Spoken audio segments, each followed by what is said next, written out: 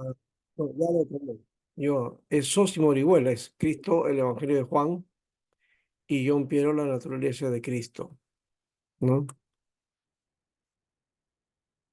¿Sósimo está? Profesor, buenas noches. Sí, ¿Me escucha, profesor? sí, sí, te escuchamos. Bien, profesor, voy a empezar con la exposición. Ya, ya, Bueno, entonces, la ¿puedo empezar? cristología en el Evangelio de Juan, ¿no? Sí, profesor, listo. Mm. 5 minutos, ¿eh?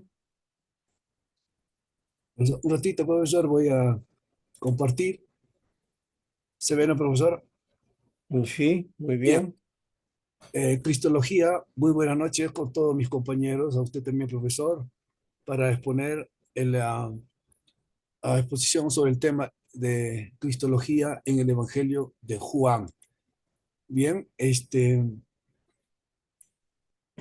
libro de Juan es el 43 libro ya en la Biblia, que Juan, el nombre significa Dios perdona. Él escribió este libro, los 21 capítulos, y asimismo, este, ¿quién fue Juan? Era un pescador, ya lo sabemos todos. Momento histórico, se cree que el libro fue escrito entre los años 60 y 100 después de Cristo. El tema principal de Juan, es el Evangelio de Juan, es ricamente doctrinal. Él muestra la divinidad de Jesús como el Hijo de Dios, la expiación de Cristo, la vida eterna, el Espíritu Santo, la necesidad de nacer de nuevo, la importancia del amor al prójimo y creer en el Salvador. Algunas particularidades del autor es que el 92% del material contenido en el Evangelio de Juan no se encuentra en ningún otro relato de los evangelios como Marcos, Mateo, Marcos, Lucas, Juan. Así que es muy nuevo los temas aquí en el libro de Juan, comparado con los restos del evangelio. Eh, Podemos encontrar también aquí en el libro de Juan las 7 señales, las bodas de Canaán, la sanidad del hijo de un funcionario, el tercer señal, un paralítico curado por nuestro Señor Jesucristo, la multiplicación de los panes, luego la quinta señal, eh, camina sobre las aguas, la sexta señal de nuestro Señor Jesucristo, un ciego de nacimiento es curado, y la séptima señal es Lázaro resucita. El objetivo de Juan es presentar aquí la divinidad de Jesús.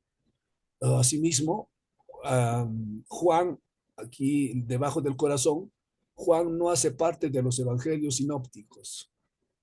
También quiero decir que este, el resumen del libro es que a partir del capítulo 1 al 12, Juan presenta el ministerio de Jesús en el mundo.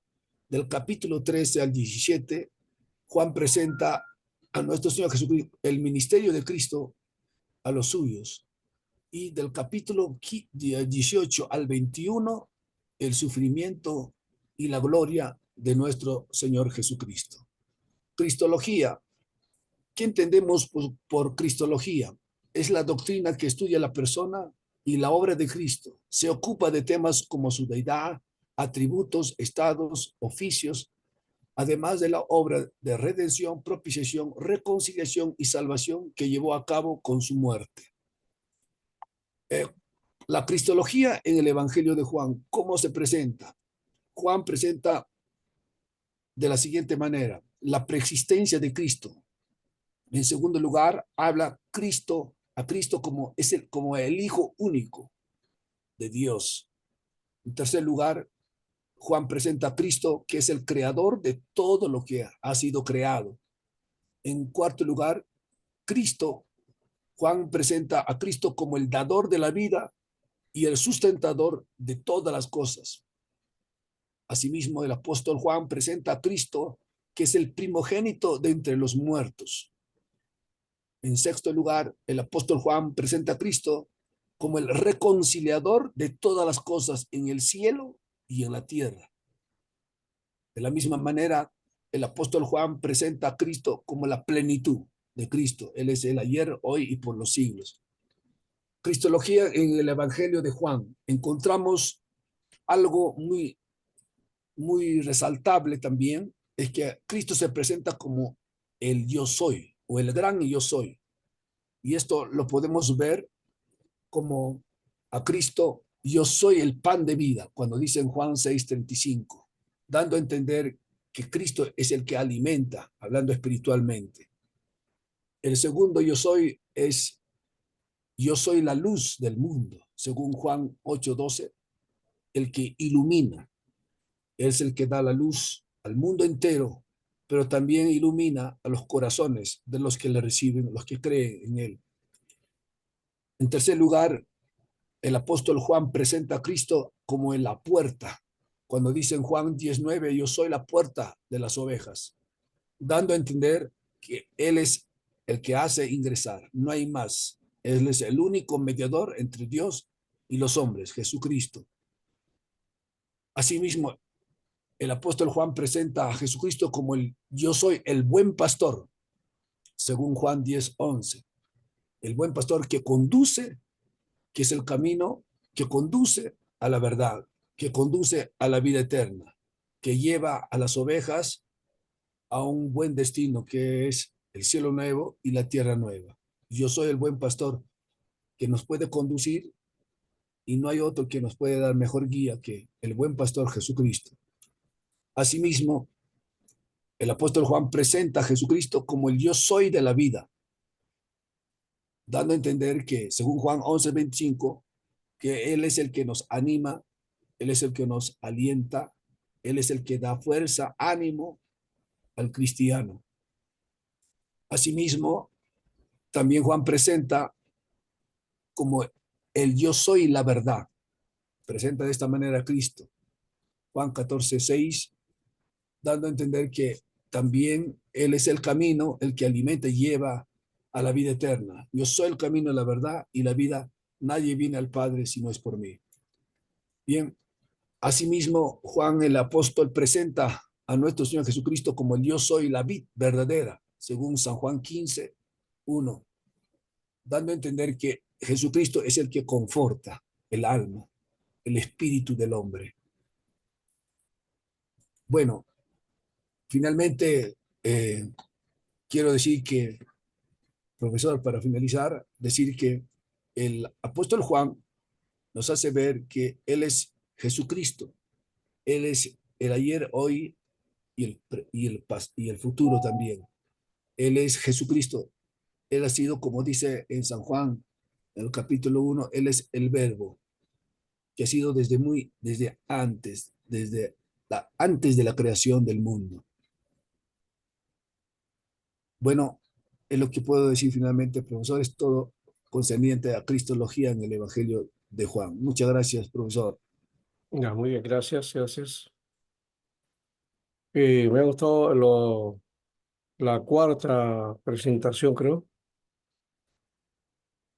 la vista número 4 del PPT. La lista número 4. Sí,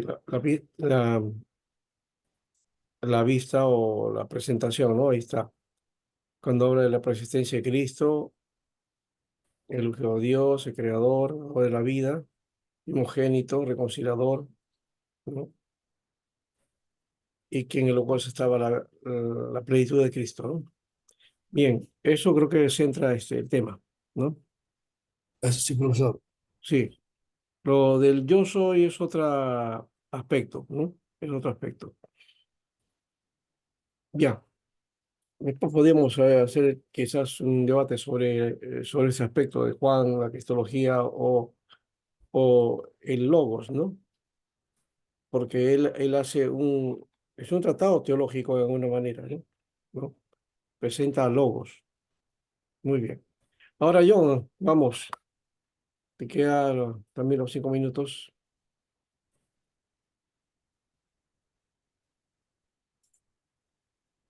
Yo ya me envió el material y eso sí me faltaron. Ya, muy bien. Sí, ya lo voy a hacer, profesor. Ya lo voy a hacer ahorita. Ya, muy bien. Eh, este, Voy a compartir. No puedo. Sí, tiene que, Sí, hermano, voy a quitarlo, Sí, profesor. tiene sí, que sí. anular para que pueda entrar yo. Ya.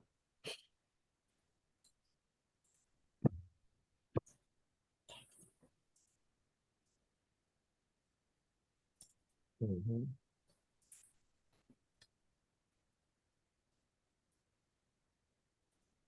Ya, estamos en el tiempo.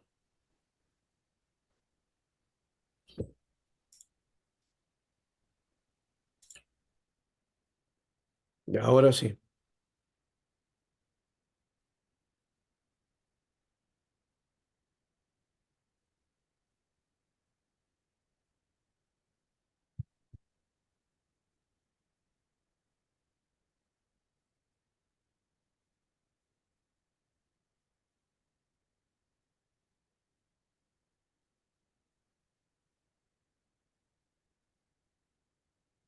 Eh, ¿se compartió la pantalla, pastor? Disculpe. Sí, ya llegó. Eh,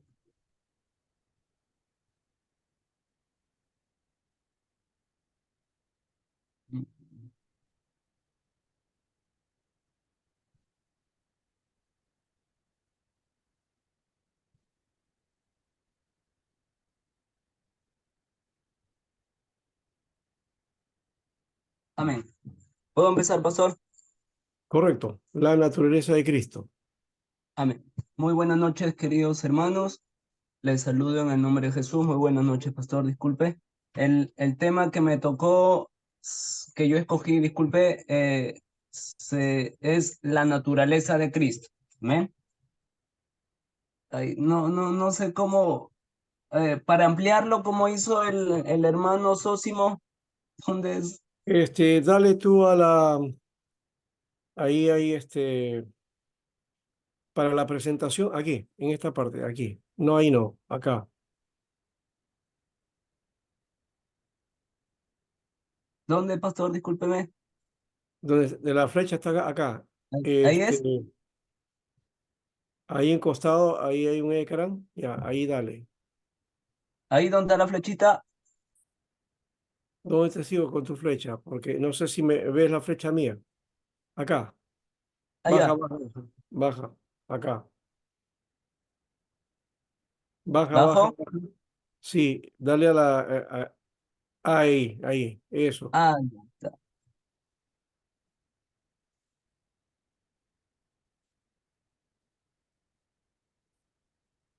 Un poco lenta nomás, pero va.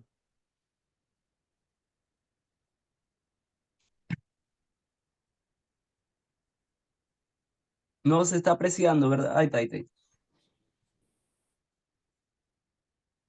Y para cambiar, pastor. Es lento. Le das si tienes mouse, le das con el mouse, ¿no? Va, sube y baja. Y si no hay mouse, pastor. Con el mouse puedes subir y bajar. ¿Ya? Ya.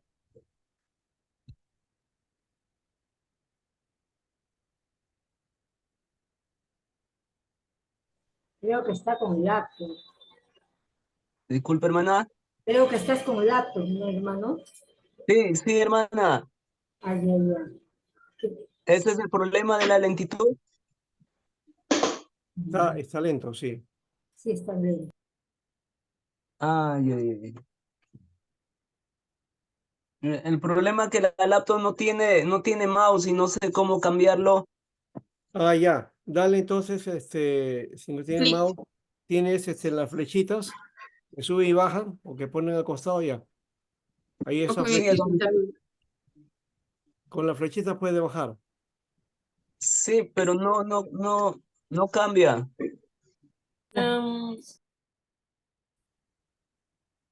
con el clic, hágale un Clic, clic. clic. ¿Dónde hago el Sí, clic?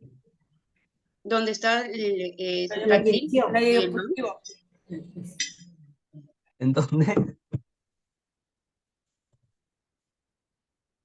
Ay, Con el teclado, con el teclado.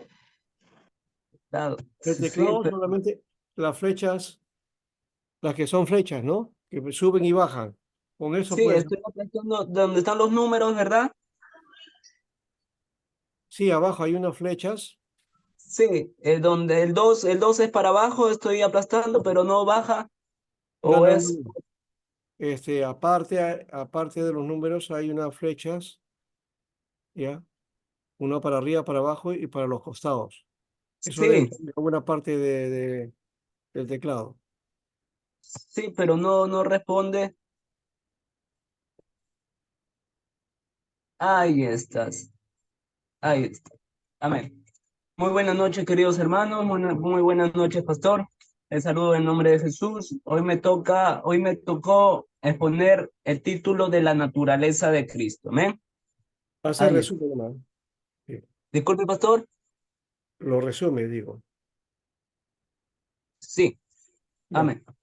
Eh, de la naturaleza de Cristo nos habla de la divinidad de Cristo. Amén. Dice que es difícil negar que en el Nuevo Testamento esté lleno de referencias acerca de la divinidad de Cristo. También nos habla en los 4 evangelios canónicos, pasando por el libro de los Hechos y las epístolas paulinas. Jesús no solamente es visto como el Cristo, sino que también es comparado con Dios mismo. En la Biblia también nos habla que dice que el apóstol Pablo se refiere a la divinidad de Cristo cuando él llama a Jesús nuestro gran Dios y Salvador. Eh, eh, en, en, en el libro Tito, capítulo 2 versículo 13, nos habla de ese tema. Incluso dice que Jesús existió en forma de Dios antes de su encarnación. Ese tema nos habla en Filipenses capítulo 2, versículo 5 hasta el versículo 8. Dios, el Padre, dice con respecto a Jesús, tu trono, oh Dios, por el siglo del siglo. Ese tema nos habla en Hebreos capítulo 1, versículo 8. Se hace referencia también directa de Jesús como el creador mismo. Eso nos habla en Juan capítulo 1, versículo 3, Colosenses capítulo 1, 16 y 17. Otros pasajes bíblicos enseñan también de la deidad de Cristo, de que Cristo, el Hijo de Dios, también es Dios. Eso nos habla en Apocalipsis capítulo 1, versículo 7, Apocalipsis capítulo 2, versículo 8, 1 Corintios capítulo 10 y versículo 4, y también nos habla en Primera de Pedro capítulo 5 y versículo 4. También, como les acabo de decir, también en los evangelios canónicos, o sea, le estoy hablando también les voy a hablar en Marcos capítulo 14. Dice que Jesús está acusado en su juicio. Nos habla de que Jesús está acusado en su juicio delante del sumo sacerdote. El sumo sacerdote dice que le volvió a preguntar y le dijo, ¿eres tú el Cristo, el Hijo del bendito? Y Jesús le responde, Jesús le afirma y le dice que sí, que Él es. Dice, yo soy y veréis al Hijo del Hombre sentado a la diestra del poder de Dios y viniendo en las nubes del cielo. Eso nos habla en Marcos capítulo 14, versículos 61 al 62. Aquí Jesús también se está refiriendo al libro de Daniel en el Antiguo Testamento, donde el profeta Daniel afirma que nos dice en el versículo Daniel capítulo 7, del versículo 13 al 14, si gustan también pueden leerlo, dice, miraba yo en la visión de la noche, y he aquí con las nubes del cielo, venía uno como un hijo de hombre, vino hasta el anciano de día, y le hicieron acercarse delante de él, y le fue dado dominio, gloria y reino, para que todos los pueblos, naciones y lenguas le sirvieran. Su dominio es dominio eterno, que nunca pasará, y su reino uno que no será destruido. Amén. La humanidad de Cristo. Muchos no creen, queridos hermanos, que Cristo, hay muchas religiones, sectas, no creen que Cristo también fue humano. Y aquí también lo vamos a explicar con la Biblia de que sí, que Cristo también fue hombre y fue Dios. Dice que Jesús tuvo que nacer como un ser humano por varias razones. Voy a dar una de las razones. Dice, uno se detalla en Gálatas, capítulo 4, versículo 4 y 5. Dice, pero cuando vino el cumplimiento del tiempo, Dios envió a su Hijo, nacido de mujer y nacido bajo la ley, para que redimiese a los que estaban bajo la ley, a fin de que recibiésemos la adopción de hijos. Solo un hombre podría ser nacido bajo la ley. Ningún animal o ser angelical está bajo la ley, eso es obvio. Solo los seres humanos han nacido bajo la ley y solo un ser humano podría redimir a otros seres humanos. Han nacido bajo la seres humanos nacidos bajo la ley. Naci, nacido bajo la ley de Dios, todos los seres humanos son culpables de transgredir esa ley. Solo un hombre perfecto, que es nuestro Señor Jesucristo, perfectamente podría guardar la ley y cumplirla, y por lo tanto rescatarnos de esa culpa. Jesús obtuvo nuestra redención en la cruz, intercambiando nuestro pecado por su perfecta justicia. Eso nos habla en 2 Corintios capítulo 5:21. Otra razón por la que Jesús tuvo que ser plenamente humano es porque Dios estableció la necesidad del derramamiento de sangre para la remisión de los pecados. Eso nos habla en Levíticos capítulo 17:11 y también nos habla en Hebreos capítulo 9:22. La sangre de los animales, dice, aunque fueron aceptables de manera temporal, o sea, como antes se solía hacer, como un anuncio de la sangre del perfecto Dios hombre, era insuficiente para la remisión definitiva del pecado, porque la sangre de los toros y de los machos cabríos no puede quitar los pecados. Eso nos habla en Hebreos 10:4. Y Jesucristo, el Cordero de Dios perfecto, sacrificó su vida humana y derramó su sangre humana para cubrir los pecados de todos los que llegarían a creer en él si él no hubiera sido hombre. Esto hubiera sido imposible. Eh, el, la, perdón. Y también, o sea, para que podemos afirmar de que Cristo también fue hombre, así como nosotros también, queridos hermanos, eh, sentimos, tenemos, bendito sea el Señor, dolor también en nuestros corazones, tristezas, así. También nuestro Señor Jesucristo demostró también en esta tierra, como por ejemplo en la cruz pidió agua. Nosotros también teníamos sed. Jesús también lloró, dice la Biblia, y nosotros también, tal vez por una aflicción o tal vez por una prueba que pasa en nuestras vidas, también nosotros lloramos y sentimos también de la presencia del Señor. Y también Jesús también sentía dolor. A veces también nosotros, queridos hermanos, cuando nos golpeamos, también sentimos dolor. Esa es una de las afirmaciones que Cristo también fue hombre, fue humano, perdón. Dice la persona de Cristo encarnado. Vamos a hablar significa la palabra encarnación. ¿Ven? De latín, que significa hacerse carne. Es la palabra que usan los teólogos para explicar cómo el segundo miembro de la Trinidad entró en la historia humana en carne como el Dios hombre. Dice, según Tertuliano, una de las teorías, dice, el rayo divino, que es el verbo o el logos, el inicio, descendió a una virgen, tomó carne en su seno y nació, hombre y Dios a la vez. San Cirilo de Alejandría dice otra parte de la teoría, dice, por otra parte lo explicaba así, Jesús existió, fue engendrado por el Padre antes de todos los tiempos y no obstante nació de la carne de una mujer. Según J. Packer, ha descrito la encarnación como el misterio supremo, asociado como el Evangelio.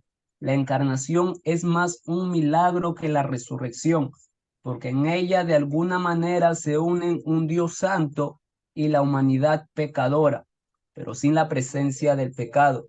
Nada en la ficción es tan fantástico como en esta verdad de la encarnación.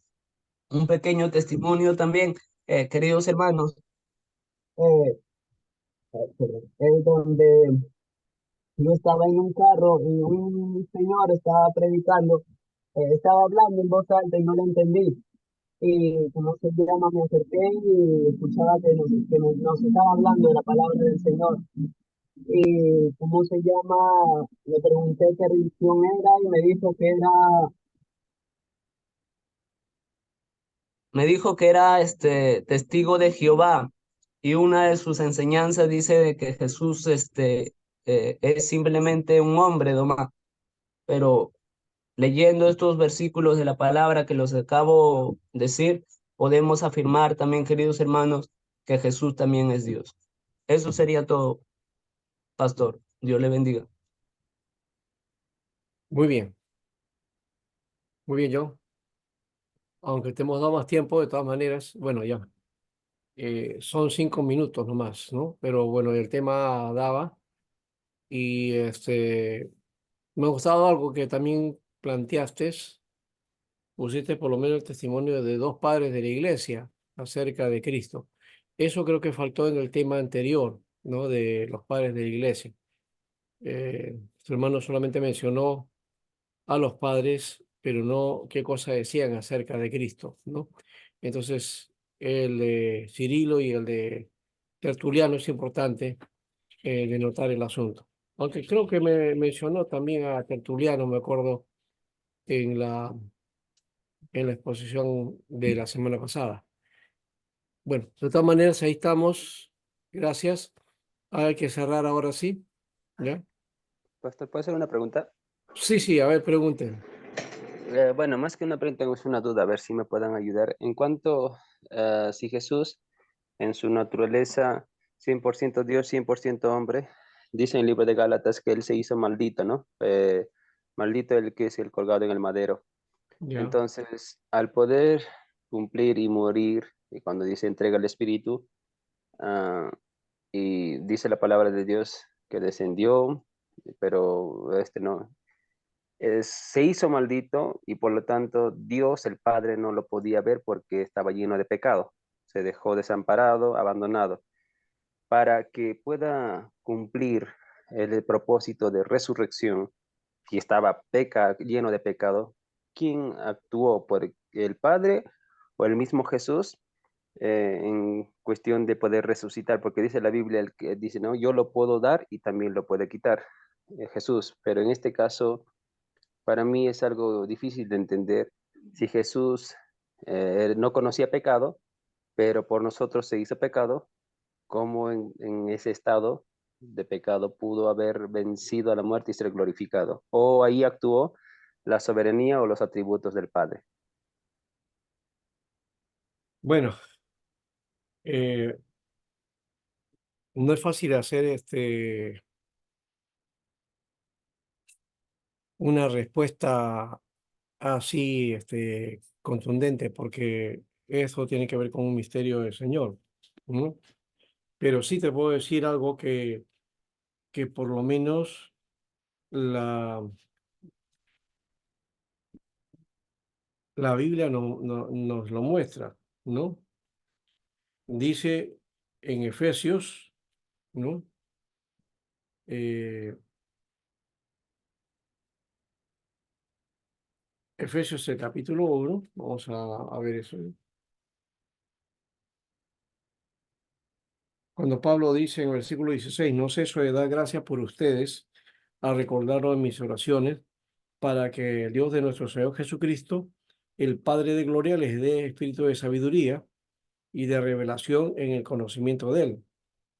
Pido también que Dios les dé la luz necesaria para que sepan cuál es la esperanza a la cual los ha llamado y cuáles son las riquezas de la gloria de su herencia en los santos y cuál la supereminente grandeza de su poder para con nosotros, los que creemos según la acción de su fuerza poderosa, la cual operó en Cristo y lo resucitó de entre los muertos y lo sentó a la derecha en los lugares celestiales, ¿no?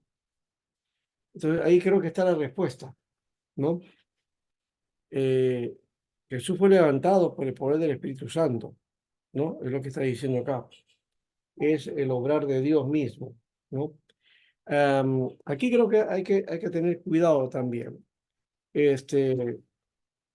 Con este asunto de quién operó, quién es el que si fue el Padre, el Hijo o el Espíritu Santo. Al final es Dios, ¿no? Es Dios. Y eso es lo que importa en este aspecto, ¿no? Cualquiera que haya sido la persona, es Dios actuando, ¿no? Y de hecho que cuando habla de cargar los pecados, recuerda que este es un aspecto, em, yo lo estoy tomando de forma literal, ¿ya? Pero eso es una especie de, digamos, alegoría o símbolo de aquello que Dios hizo por medio de Jesús. Él llevó nuestros dolores, ¿ya? Y cuando dice que Él sufrió y fue rechazado, es que ahí no estaba viendo a su hijo, sino estaba viendo el pecado clavado, ¿no? Entonces por nosotros se hizo pecado. No es que Él era pecador, sino que se hizo pecado. Y ahí está la diferencia. Como no era pecador, entonces él pudo librarse de esa situación, ¿no? O Dios lo libró de esa situación. Entonces creo que por ahí va el camino, ¿correcto? Gracias, pastor. ¿Ya? Sí. No hagamos diferencias. O sea, eh, es- la idea de que él llevó nuestros pecados o cargó nuestros pecados en la cruz, este, no es literal el asunto, no es que Dios ahí vio solamente los pecados de todo el universo, no, sino que Él llevó la carga de pecado del ser humano, ¿no? Siempre pensamos, y ahí hay que romper con ese criterio, siempre pensamos en el sentido de que Jesús sufrió por nuestros pecados, o sea que pensamos en todos los pecados que había, entonces algo por ahí dijiste en tu inquietud, ¿no? Entonces, que Dios estaba viendo los pecados de cada uno de nosotros en Cristo, ¿no?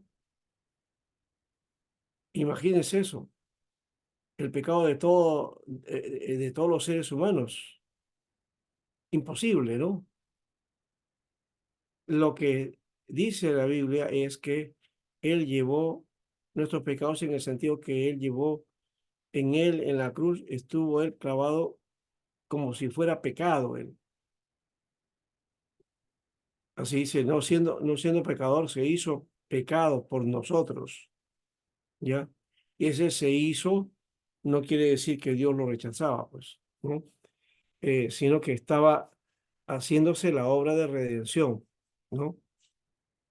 Y al haber triunfado sobre la muerte, porque tuvo que ir a hacer eso para quitar el poder de la muerte, este, ahora tenemos una redención perfecta, ¿no? Eso creo que es importante también de notarlo.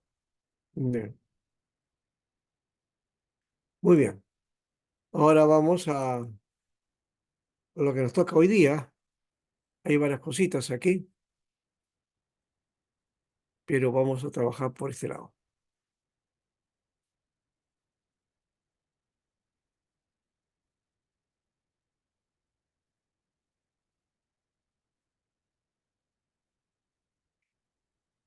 Algo que también quería plantear, a ver si nuevamente pongo acá.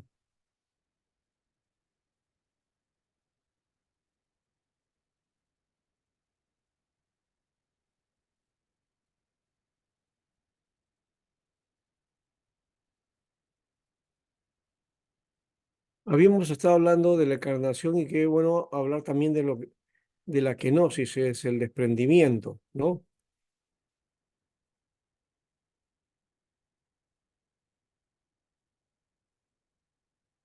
Kenosis, despojamiento, anonadamiento, ¿no? Que aparece en Filipenses 2:7, ¿no? Él se despojó de su divinidad, ¿no? y en naturaleza humana se dio por medio de la encarnación.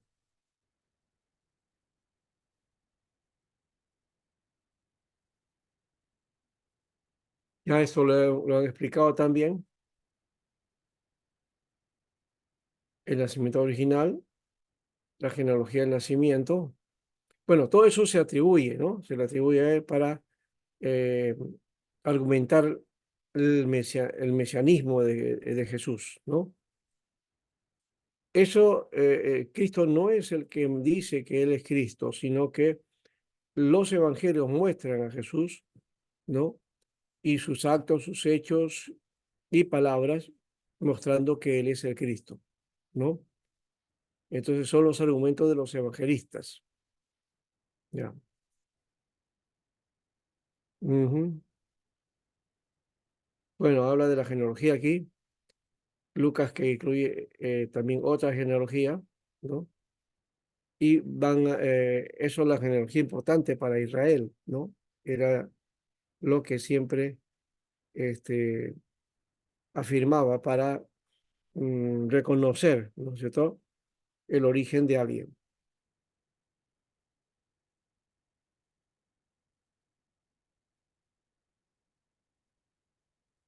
Am,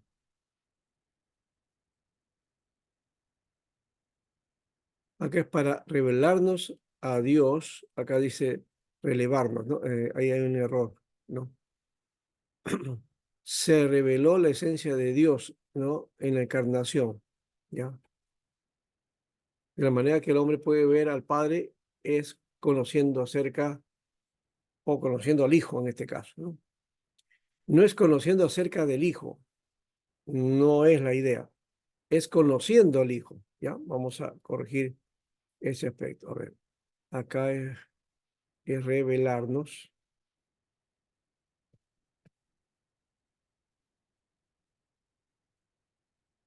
y acá también es reveló, ya está, ya. Y la manera de que el hombre puede ver al Padre es conociendo al Hijo,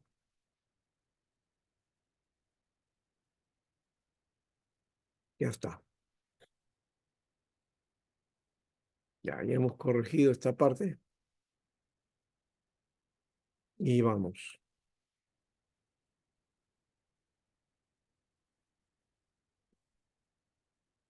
En 1 Pedro 2:21 nos da un patrón que nos ofrece el poder para seguir ejemplos, ¿no? Como patrón, para seguir el ejemplo de él. Para proveer un sacrificio efectivo por el pecado, por la encarnación, ya tenemos un salvador de nuestros pecados, ¿ya? Por otro lado, también es encarnación era para destruir las obras del diablo, creo que ya lo mencionamos también. Y, y también obtener un sumo sacerdote, ¿no? No es que los sumos sacerdotes no pudieran cumplir su tarea, la estaban haciendo, pero tenía limitaciones. Este sumo sacerdote era para siempre, ¿no? Muy bien.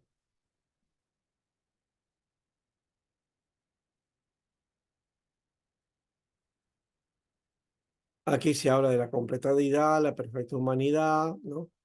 Que están unidas sin mezcla, sin cambio, división y separación de una persona, ¿no? Aquí creo que hay que tomar en cuenta esto. Por lo menos yo tengo eh, la propuesta, ¿no? Esto de la encarnación, ¿ya? La divinidad y la humanidad, ¿no? Están juntas, están unidas, hacen una sola naturaleza. No son dos naturalezas, no es una naturaleza divina y una naturaleza humana, que luego se unieron, ¿no? Esa es la idea que ha triunfado y que se tiene. Pero la idea es en realidad que el Cristo tiene naturaleza divino-humana, divino-humana. No la podemos separar, ¿ya? No la podemos separar. Así que alguien dijo 100% humano, 100% Dios. En todo caso, es Divino humano es una cosa muy, muy especial en ese caso, porque no hay otro ser así de ese tipo, ¿no? Divino humano, ¿no? Bueno, la deidad de Cristo, Él posee atributos que solo Dios tiene. Eso también es, estos son los atributos, ¿no?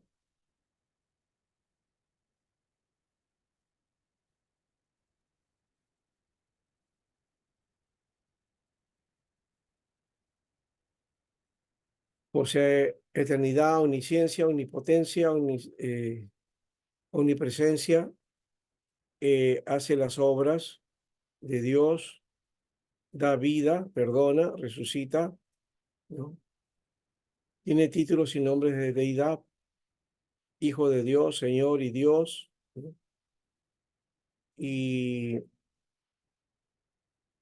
y él mostró, por lo menos en el Evangelio de Juan, describe, ¿no? Yo y el Padre uno somos, ¿no? No es que él alegó, porque no estaba alegando el asunto, no, miren, mírenme, yo soy Dios, no. Él mostró con argumentos que él y el Padre eran uno. Entonces, bajo ese criterio, simplemente lo que estaba diciendo es que era Dios, ¿no? No lo dice explícitamente, no hay en ninguna parte de la Biblia que lo diga explícitamente, pero el hecho de identificarse con el Padre y hacerse uno con el Padre, ¿no? Y decir que son uno los dos y que el Hijo hace la voluntad del Padre y el Padre hace la voluntad del Hijo, ¿no? Ya nos habla de una unidad dentro de la deidad, ¿no?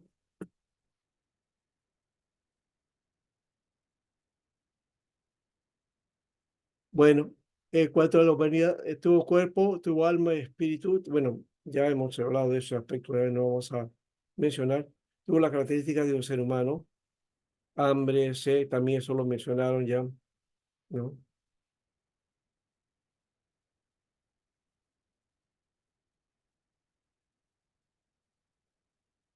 Muy bien. Y llamado con nombres humanos. Hijo de hombre es una referencia a su naturaleza humana. E hijo de David también, la genealogía de la cual él descendía, porque era, digamos, genéticamente heredero del trono de David, ¿no?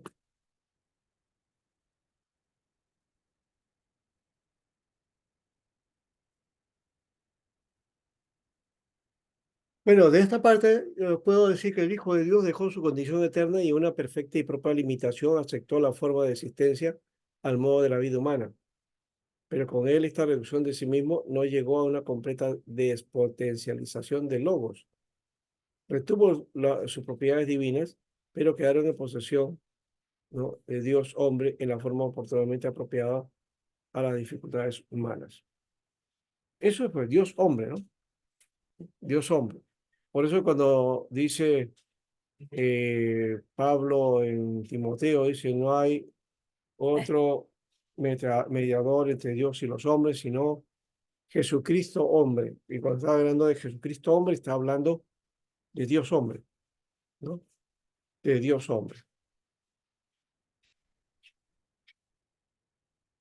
Bueno, entonces ahí tenemos ese espacio. Sigamos ahora con otro aspecto del trabajo que tenemos aquí. Ya hemos planteado a nosotros eh, la naturaleza de Cristo, su existencia, su encarnación, las profecías cumplidas, ¿no? Su doble naturaleza o, digamos, la naturaleza con dos expresiones, ¿no? La expresión divina y humana.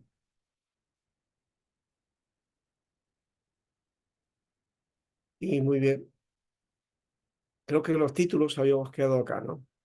Aquí están los títulos. Esto vamos a mirar.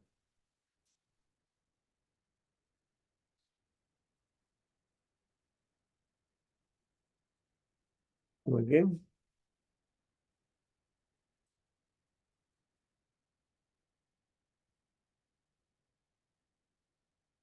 nombres o títulos, ¿no? Jesús significa Salvador, ya eso lo tenemos, Mateo 1:21, ahí dice, ¿no? Su nombre sea Jesús, o le pondrás por nombre Jesús, porque él salvará a su pueblo de sus pecados, ¿no? Eh, Viene del verbo yashar, salvar, ¿no? Liberar también implica libertador, ¿no? Procede del nombre de Moshe o Moisés, ¿no? Jesús entonces es el nombre terrenal que le dio José al nacer, obedeciendo el mandato que le había dado Dios por conducto del ángel Gabriel. Aquí quiero aclarar un detalle, ¿no? No sé si ustedes han visto, pero algunos estaban hablando de que no deberíamos llamarlo Jesús, ese no es el nombre de nuestro Salvador, no es el Mesías, se llama Joshua, Joshua o Joshua o Yeshua, Yeshua, ¿no? Y ese es el nombre hebreo. Y uno dice, no, pero ese es el verdadero nombre de nuestro Salvador. Y así debería ser también en castellano. No, es que el nombre Joshua, que pasó al griego a Yeshua, después al latín Yeshua y de latín Jesús, ¿no? En castellano. En inglés es Jesus, ¿no? Y así, en otros idiomas va variando. ¿Qué quiero decir con esto? Que un nombre, ¿no? Puede mencionarse en diferentes idiomas de diferentes maneras, pero es el mismo nombre. Entonces esa idea, esa teoría de que si tú estás diciendo Jesús, no estás hablando del mismo Mesías porque el Mesías no se llamaba Jesús, sino Yeshua, ¿no? Ese es ¿cómo le diría? Es un concepto reduccionista del nombre, ¿no? Que no está tomando en cuenta el contexto de cómo eh, se nombra a una persona, ¿no? En diferentes idiomas, ¿no? Por ejemplo, si alguien se llama Roberto, ¿no? En castellano es Roberto, en inglés va a ser Robert, ¿no? En francés no sé cómo será, pero va variando el nombre, ¿no? Es como el que se llama Guillermo, en inglés es William, ¿no? O algunos que se llaman Juan y entonces en inglés es John o Miguel, eh, Michael o Michelle, en fin. Entonces va variando eso, pero es el mismo nombre, la misma sustancia, el mismo significado. Entonces no nos llevamos por si acaso, si alguno por ahí ha encontrado esa teoría, ¿no? De que no se debería llamar a nuestro Salvador, no se le debería llamar Jesús, sino Yeshua, ¿no? Es, Pastor, eso sería de los judaizantes. Ah, había uno que debemos de tener cuidado de los judaizantes. sí, sí, sí, sí. Hoy día hay mucho de eso que aparece de tanto en tanto y hay hasta iglesias mesiánicas, ¿no? Ya, estas iglesias mesiánicas entonces tienen esa característica, ¿no? Muy bien. La palabra Cristo, que es otra importante, es la palabra hebrea Mesías, ¿no? Ungido, ungido de Dios. Todo aquel que era consagrado para la función. Y había tres funciones básicamente en Israel, ¿no? Rey, profeta y sacerdote, ¿no? Y esos tres tenían que ser ungidos, ¿no? Entonces, rey, profeta y sacerdote. Ellos eran los ungidos. Para entrar en función había una ceremonia de unción, ¿no?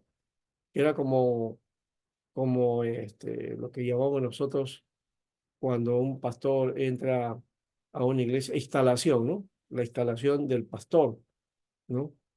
O el inicio de su ministerio. Ya. Entonces hay que orar por él. Ese era una de los conceptos, ¿no? La unción tenía que recibir primero, ya que vendría a ser la autorización para ejercer el ministerio, ¿no? Era su cobertura, esa cobertura eh, que habla acerca de que tiene autoridad, ¿no? Ya. La Eshmika o Shemika, dicen algunos, ¿ya? Entonces, esa era la evidencia de que tenía la autoridad, pero primero tenía que tener esa unción, ¿no? Que es la autorización para ejercer, ¿no? La otra palabra es Señor, Kyrios, ¿no? Lucas 2:11, Filipenses 2:11, ¿no? La palabra Señor se usaba para referirse a Jehová antes en el Antiguo Testamento, ¿no?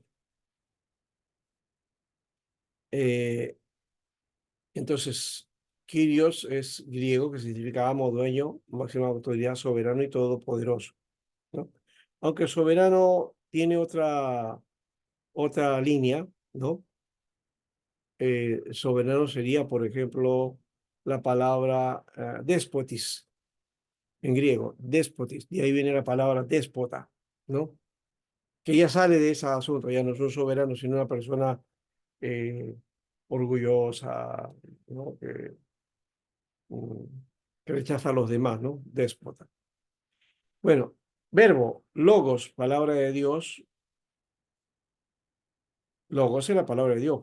Bueno, se traduce como verbo, en realidad debería traducirse como logos nada más, ¿no? El logo, o la palabra, simplemente. La palabra. Eh, esa palabra estaba eternamente viva, ¿no? Juan 1:1. Apocalipsis 19:3 dice que el verbo de Dios es la realidad absoluta de todas las cosas. Y el verbo representa a Jesús como el revelador de Dios. Dios se ha revelado a la humanidad por medio del verbo, o sea, del logos, de la palabra, por medio de la palabra, su Hijo amado, ¿no? También el título de Hijo de David, ¿no?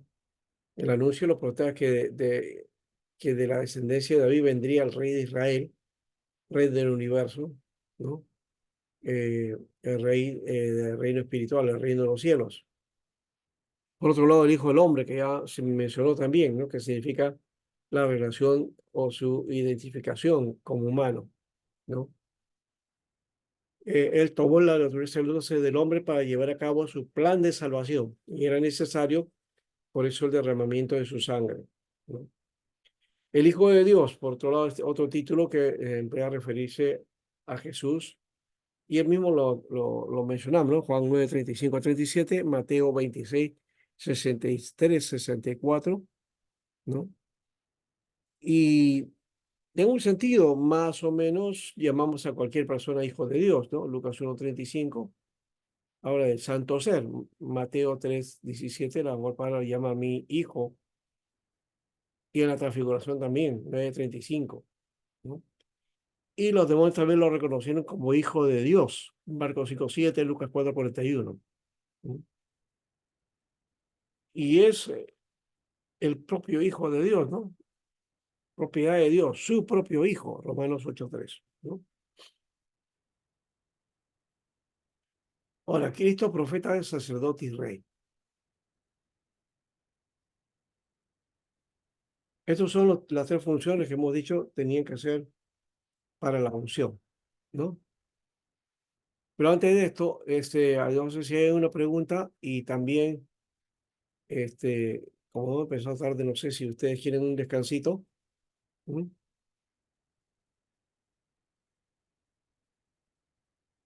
No los escucho. ¿Hacemos un descanso? Sí, Claro. pastor. ¿Ya? Pastor. Ya, 10 minutos, ¿ya? Ya. Ya estamos en el tiempo para continuar.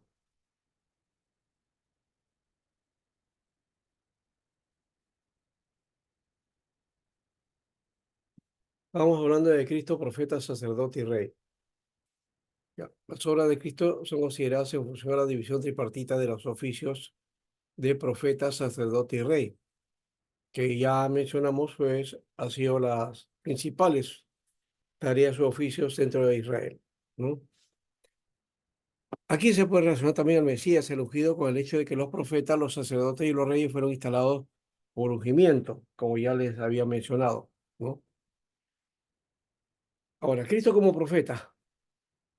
Cuando hablamos de Jesús como profeta, no estamos hablando de los profetas de hoy día, ni tampoco de que él tenía el don de profecía, ¿no? No tiene nada que ver con eso. El profeta era el que en el Antiguo Testamento anunciaba palabra de Dios. Lo que él decía, lo que predicaba era palabra de Dios. Hoy no podemos decir si hay un profeta por ahí que se levanta y diciendo que Dios me ha dicho tal cosa. Eso no es palabra de Dios, en el sentido de que palabra de Dios es el conjunto que va a estar desarrollado después o basamentado en el texto, en el texto, ¿no? En el texto de las Sagradas Escrituras, ¿no? Entonces, todo aquello que fue llevado a ser Sagrada Escritura es considerado entonces palabra de Dios que viene de los profetas, ¿no? Así que el profeta es representante de Dios por medio del cual revela su voluntad en relación al presente y al futuro. Isaías 41. También yo diría también en relación al pasado, presente y futuro, ¿no?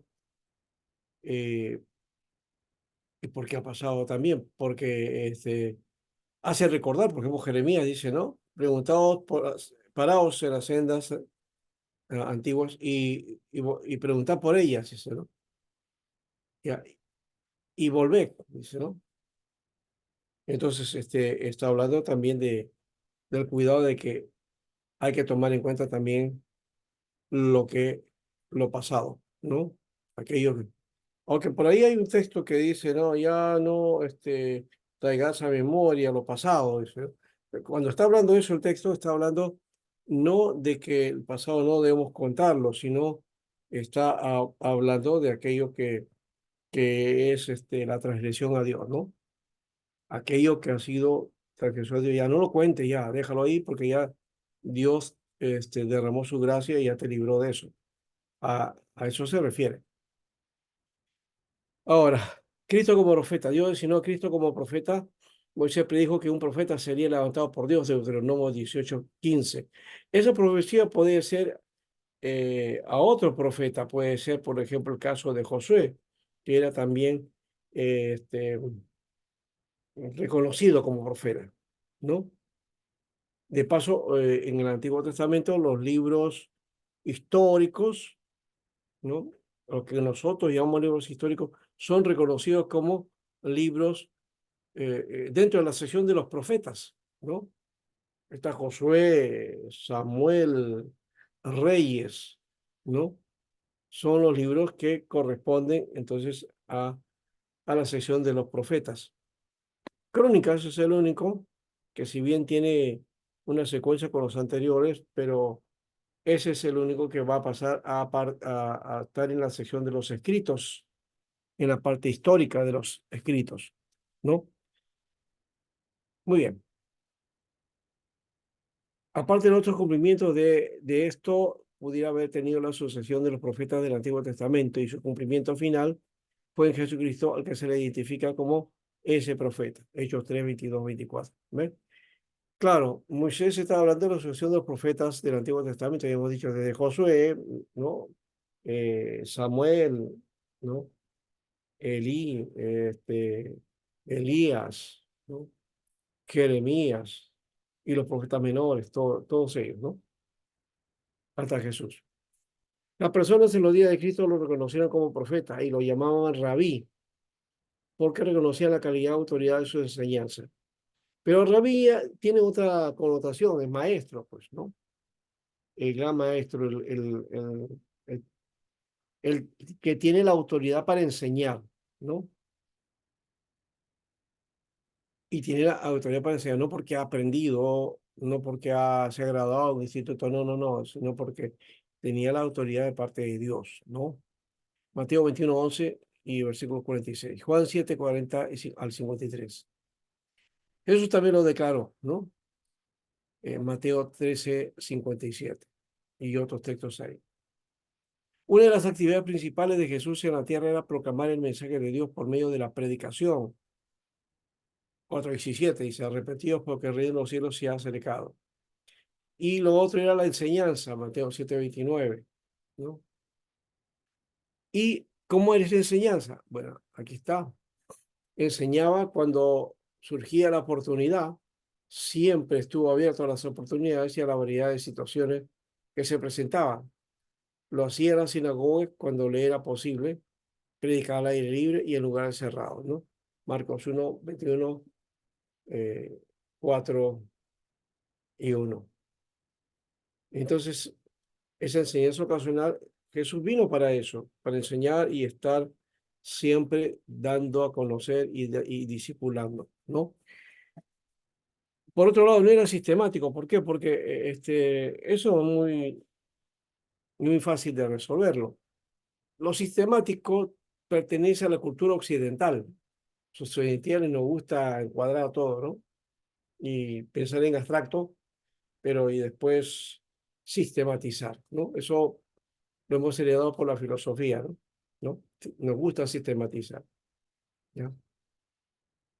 En cambio, Jesús no era sistemático, porque él tomaba las oportunidades a medida que surgían, ¿no? Se puede notar entonces cada enseñanza en varios pasajes de varias clases. Algunos son didácticos, otros son parábolas, otros son parénesis, otros son exhortaciones, ¿no?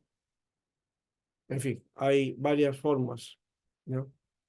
Y no era sistemático en el orden de que Jesús no seguía un orden, ¿no? Tenía la visión oriental, ¿no? Que no trabaja, digamos, de principio a fin, sino que hay varias aristas que se van dando, ¿no? Y esa parte va a ser un todo después. Usaba ilustraciones, ¿no? Variadas y escogidas, especialmente esas que ya hemos dicho, eran parte de la época también, ¿no? Las parábolas, Jesús no las inventó. El invento o la creatividad de Jesús está en la forma en que utiliza estas parábolas, ¿no? Y la forma en que él enseñaba, que básicamente eran parábolas que relataban hechos de la vida o cotidiana, doméstica, ¿no? Y que Jesús lo asumía como enseñanza. Él hacía preguntas también, empleaba preguntas, ¿ya? Y lo hacía especialmente en situaciones controversiales. Y por otro lado, mostraba autoridad, la característica sobresaliente de su ministerio como profeta. Su autoridad se definía como venía de Dios, tendría el respaldo de Dios en contraste con las enseñanzas de los escribas y fariseos, según Marcos 1:22. Ya hemos dicho eso tiene que ver con la cobertura, ¿no? La Shemitah, que es la que, en el caso de los doctores de la ley y en la época del Talmud, desarrollándose ya el proceso judaico, ahí eh, los alumnos, los que habían estudiado en la yeshiva es un instituto bíblico, un seminario bíblico o universidad bíblica. Eh, entonces, se hacían los hakam, ¿no? Los doctores, al final terminaban y se hacían los doctores de la ley o los reconocían de esa manera y recibían la shmika, ¿no? Que significa que tienen la cobertura y que tienen la autoridad, ¿no? Para ejercer el ministerio. El material profético de Cristo ahora, aunque su material profético está esparcido a través de los evangelios, hay tres pasajes mayores que preservan su profecía. Uno es el Sermón del Monte, Mateo 5:7, un sermón que algunos le llaman sermón escatológico, ¿no? El mensaje del Monte de los Olivos también, Mateo 24:25, que también tiene ese corte, ¿no? Apocalíptico. Y el mensaje a los discípulos en el aposento alto, Juan 13 al 16, ¿no? Y está el del capítulo 15 especialmente, que habla de la unidad y que habla de en Cristo estar unido para el ministerio. Las enseñanzas de Cristo posiblemente sean la parte más difícil de interpretar en la Biblia. ¿Por qué? Si la Biblia habla de Cristo, ¿por qué es tan difícil interpretar la Biblia acerca de la enseñanza de Cristo? ¿No? Bueno, uno dice porque vivió Jesús de la ley, o sea que la cumplió perfectamente, pero él también se presentó a Israel como rey y cuando fue rechazado introdujo una nueva parte del programa de Dios. ¿No? Él vivió y enseñó con relación a tres aspectos diferentes del programa de Dios para este mundo: la ley, la iglesia y el reino. ¿No? No sé si ese sea el sentido realmente. Yo creo que es la ley y el reino nada más, porque la iglesia en realidad teníamos que hacernos la pregunta, ¿no? Ya, eh, ¿Qué cosa es lo que hizo Jesús? ¿Cuál fue su propósito para venir? ¿Y en quiénes iba a depositar, no, la tarea o la misión? A ver, ¿pueden responder?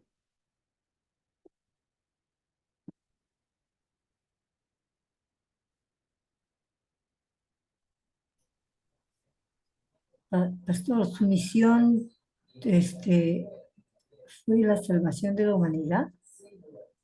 Podría ser, Ya. ¿no?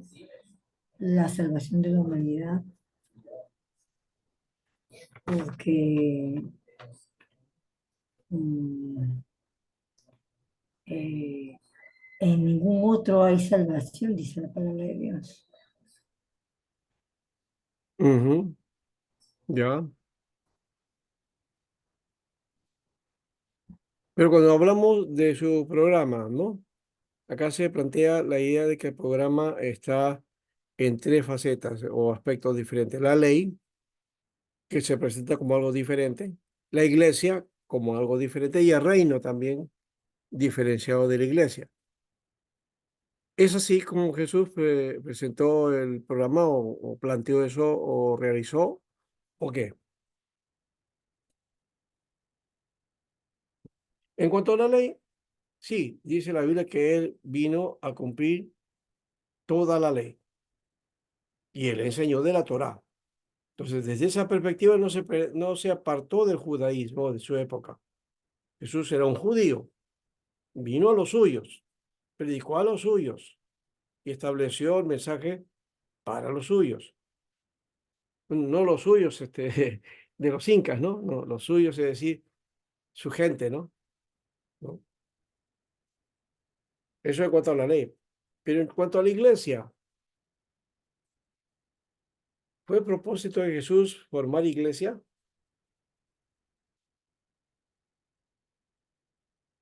¿Qué dicen ustedes?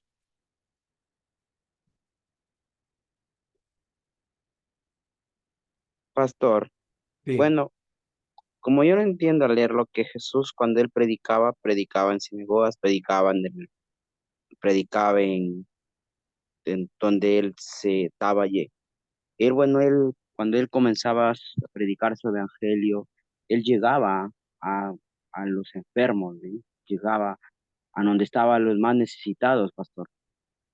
ya. Bueno, como para mí como evangelista, a mí me gusta el evangelismo, yo predico, ¿sí? No predico a un Cristo encerrado que está en la iglesia, Cristo se predica lo que Él llegó a la gente a predicarlo, porque Él vino por eso dice, Él ha venido por los pecadores, ¿sí? Él ha venido por los enfermos, paralíticos, por todos ellos vino, ¿sí? Yo no predico, un mensaje cristocéntrico cuando yo predico, no, siempre lo digo, yo vengo a predicarte, no un Cristo que está encerrado en unas cuatro paredes, yo vengo a predicarte fuera que Cristo. Ese Cristo que que hace 2000 años vino a esta tierra y y a donde predicaba, él vino en busca de los enfermos, toda esa sociedad que estaba Ya, perdida. Diga, pastor, bueno, eso es lo que mi criterio de mí. ya, está bien. Pero sigue la pregunta. ¿Jesús tuvo el objetivo de hacer en una iglesia o qué es lo que quiso venir a predicar? Él lo que quiso es eh, él no quiso iglesias, ni iglesia tal, o sea, movimientos, sino él vino, como dice la palabra, nosotros somos templo del Espíritu Santo, él vino para nacer en nuestros corazones y vivir en nosotros. Sí, sí, sí, claro. Pero una de las cosas que planteó es el reino de Dios. Es ese sentido, o sea, cumplió con la ley y predicó el reino de Dios, ¿no? Ujú. Es lo que dice, arrepentíos porque el reino de los cielos se ha acercado. Ahí está, ¿ya? Él vino para estar en medio de nosotros. Pastor, es una muy buena pregunta, la verdad, un poco confrontante.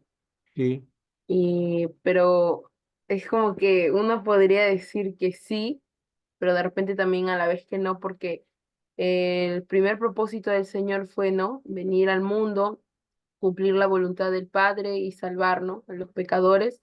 ya, Pero también perfecto. hay una parte, si mal no recuerdo, donde dice, id y hacer discípulos. Entonces, cuando Sí, ya se hace discípulos, es donde se forma la iglesia, donde se concreta la iglesia. la Es comunidad. donde es, claro, es un, digamos, un pensamiento que ahí estamos analizando todos, ¿no? Para poder Claro, responder. es la comunidad. O sea, de hecho que el discipulado formó una comunidad. Esa comunidad, bueno, se le conoce como iglesia.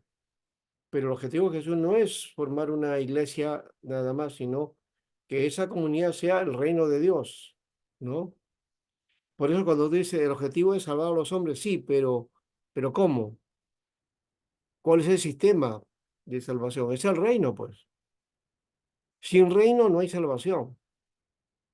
Sin reino, entonces, ¿cuál sería el objetivo? Solamente sacar al hombre del pecado y de las garras del diablo y del infierno para llevarlo al cielo. No, No, claro. esa es la idea religiosa que hemos heredado del catolicismo, de paso, ¿no? Porque todavía esa tendencia tenemos en el mundo evangélico, ¿no? Dice, no, las almas tienen que salir, hay que salvar a las almas que están en el infierno para llevarlas al cielo. Entonces, por eso predico, ¿no? Están en pecado, por lo tanto están condenados. Ahora los libero de esa condenación cuando les doy a conocer a Cristo. Cierto, en parte es eso, pero no es el propósito de Dios librar a la gente así, sino que conozca el reino de Dios. O sea, el sentido de la salvación es que entren al reino de Dios. No es solamente la vida eterna para cada uno, sino que entren al reino de Dios, que sea el reino de Dios que los cobije, que los cubra, que vivan bajo ese sistema del reino de Dios, ¿no? Entonces, ese creo que es el sentido y eh, él vivió y enseñó con relación a esos aspectos, ¿no? La ley y el reino de Dios, ¿no? La iglesia no tanto, la iglesia, Jesús mismo estaba hablando de que el hecho de conocer el evangelio ya te hacía parte de ser hijo de Dios y entrabas al reino, pues, ¿no? Esa parte creo que eh, lo hemos dejado de un lado y ahorita predicamos más a la iglesia que el reino. El reino de Dios debe ser el centro y por lo menos ese es un valor importante para la evangelización, ¿no? Entrar al reino de Dios. Yo estoy a la puerta y llamo, ¿no? Y la palabra iglesia, de paso, es una palabra que más bien utiliza Pablo. Pablo le da el sentido y Pablo es el que en sus cartas nos describe, ¿no? La concepción de lo que es iglesia o la eclesía, ¿ya? Entonces, es ese aspecto hay que analizarlo, ¿ya? A ver, ¿alguien más que? Sí, profesor, Claro, la profesor, palabra iglesia tiene varias connotaciones en todo caso, ¿no? Porque cuando decimos si quiso Jesús hacer una iglesia tal como la constituimos hoy día, no. Iglesia es, en todo caso, si vamos a lo teológico, es la comunidad de creyentes, ya. Eso sí es iglesia. Sí, la iglesia es la comunidad de creyentes, la comunidad de los santos, la comunidad de los salvos, sí.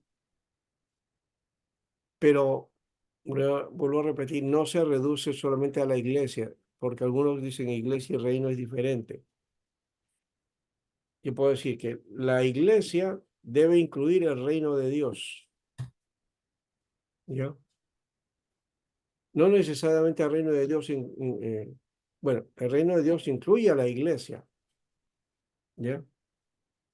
Pero no siempre la iglesia incluye el reino de Dios,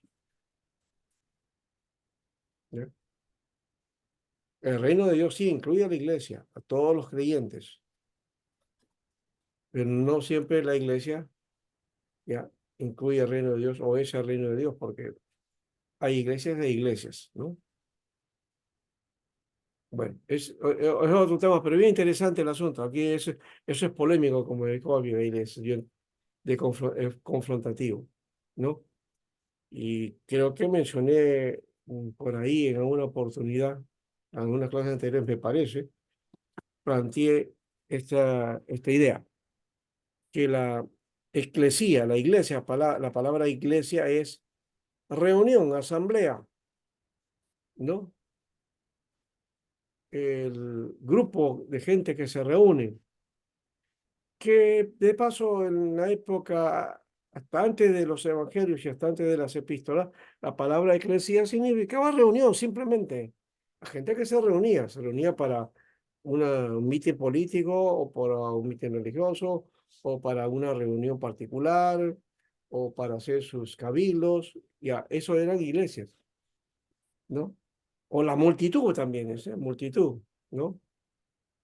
Entonces se le llamaba eclesía a eso, ¿no? Y esas eclesías podían desaparecer, es decir, las reuniones podían terminarse, acabarse y ya dejaban de ser, ¿no? Pero la iglesia de Cristo, ahí tiene la diferencia, es una característica, que no es solamente una reunión y que, bueno, cuando terminaba la reunión ya no hay iglesia, no.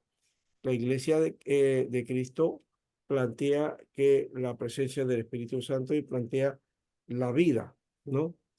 Y una dimensión de consecuencia y continuidad. Así que la iglesia, aunque no esté reunida físicamente o no esté en un lugar, ¿ya? Pero el hecho de que ya en un lugar hay 2, 3 o 4 personas, ya eso es iglesia, ¿no? Muy Profesor, bien. Sí, y también podemos ver cuando Cristo inicia su ministerio, allá en Mateo capítulo 4 17 él empieza hablando o a predicar señalando que, o diciendo, arrepentíos y convertíos, ¿no? Porque el reino de los cielos se ha acercado. así es. Ese es el sentido. Y luego, más adelante, en Mateo 6:33 dice, buscad primeramente el reino de Dios, ¿no? Ajá. Es un mensaje que está ahí, pero que generalmente lo hemos dejado un poco de lado por el sentido de que estamos buscando gente para salvar. Pero si vamos a salvar, ¿para qué? ¿Para que vayan a la eternidad al cielo? No, tienen que ir al reino de los cielos. O sea, hay que darles a conocer el reino de los cielos y hay que darles a conocer no solamente, sino mostrarles la evidencia y la vivencia de lo que es estar en el reino de Dios. Eso creo que sí es una falla en la iglesia, ¿no? Mostramos todos los quehaceres de la iglesia, los estatutos, las normas, las creencias, la forma en que se conduce, todo. Pero del reino de Dios no hablamos mucho. El reino de Dios como que es algo extraño para los hermanos, ¿no? O en todo caso, ¿no? Lo mejor es que, bueno, lo llevan a la eternidad, ¿no? Allá, pues ahí en el cielo estaré con el Señor, allá el reino ya va a funcionar, ¿sí? Es allá, pero el reino no es allá, es acá, porque Jesús mismo lo dijo, arrepentidos y convertidos, porque el reino de los cielos se ha acercado. En Cristo Jesús viene el reino de Dios, ¿no? Él trajo el reino de Dios. Y ese reino de Dios trae salvación, trae seguridad, trae vida eterna. Todo eso es verdad. Pero muchas veces nos vamos por las ramas, ¿no? Vida eterna por acá, bendición por acá, ¿no? Salvación por este otro lado. Entonces, los compartimos, los damos compartimentos cuando es todo un mensaje, ¿no? O un mensaje que es un todo, ¿no? Bien. Profesor, y decir el reino de Dios con el reino de los cielos es la misma. Ah, no, eso es lo mismo, sí, es lo mismo. Sino que Mateo hay una característica. Mateo escribe o trata de escribir dando a conocer a Jesús como el Mesías de Israel, ¿no? Como el hijo de David, ¿no? Entonces, esa es su connotación, ese es su contexto. O sea, está hablando del cumplimiento profético de los profetas o el cumplimiento profético del Antiguo Testamento, ¿no? Por lo tanto, si es así, ya el, el profeta o Jesús o los profetas, pero que anunciaban a Jesús, ¿no? Eh, muestran que el reino realizado, ¿no? En Jesucristo, ¿no? Y esa es la guía, ¿no? Así que cuando Jesús dice, y las puertas del infierno no prevalecerán contra la iglesia, es Mateo que pone la palabra iglesia, eclesía. Recuerden que Marco fue el primero, Mateo que fue uno de los últimos evangelistas, ¿ya? Y posiblemente ya ahí había una cultura de la iglesia, ya se reunían, ¿no? Hechos de los apóstoles nos hablan eso, de los que de la comunidad se reunían en las casas, ¿no? Y las casas eran las iglesias, no eran casas iglesias, hay un sistema coreano, ¿no? Que le llaman casa iglesia, ¿no? Es la misma figura de la célula, sino que le cambiaron el nombre nomás, ¿no? Y algunos aspectos, ¿no? Algunos aspectos del funcionamiento, pero es casi lo mismo, ¿no? Pastor, una pregunta, Sí, disculpe. Cuando el salmista dijo no dejar de congregar como algunos tienen por costumbre, ¿no tiene nada que ver con el tema? ya. Eh, no, el salmista no habla de eso, es Hebreos que habla. El Salmo lo que dice es, yo me alegré con los que me decían, a la casa de Jehová iremos. Pero eso no iban todos los días, no iban los sábados, no iban los domingos, iban cuando habían fiestas, las grandes fiestas, se movían todos e iban a Jerusalén. De eso está hablando, ¿ya? Esa idea de congregarse, la iglesia, el templo no era para congregarse, no tenía ese concepto. O sea, voy a tratar de quitarle esto de la mente. Seguramente que algunos han pensado que la iglesia, el templo de Jerusalén, los hermanos iban allá, se reunían, hacían culto, alababan a Dios, cantaban y escuchaban la palabra de Dios, ¿ya? Daban sus diezmos, sus ofrendas en el templo y después hacían los sacrificios, o antes hacían los sacrificios, en fin, ¿no? Pero no es así, pues. El templo nunca se utilizó para eso. O sea, el modelo que nosotros tenemos de servicio, ese servicio no era así en Israel. El templo era para los sacrificios, el templo era para las oraciones y el templo era para los diezmos y las ofrendas. ¿Ya? No era para reunirse en el sentido de estar dentro y escuchar la palabra ahí a un rabino o al principal o al director del grupo. No era, no tenía nada que ver con eso. ¿Ya?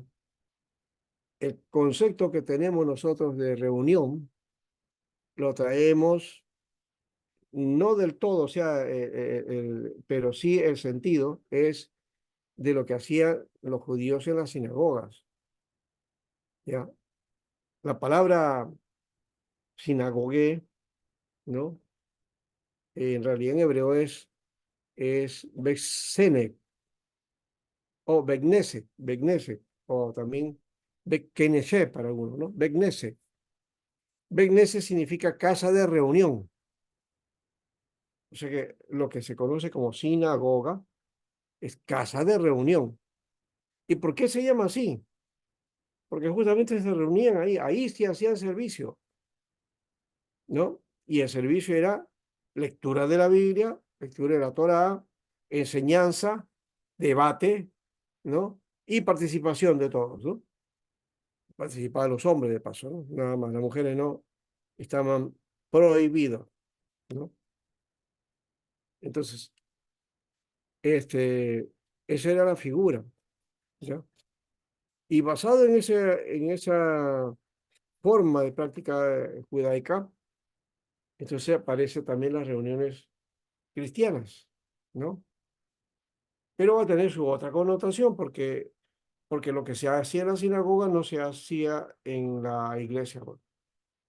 En la sinagoga mucho era abierta la participación, ¿no? Con lecturas, aportes, debate, luego oraciones, todo eso.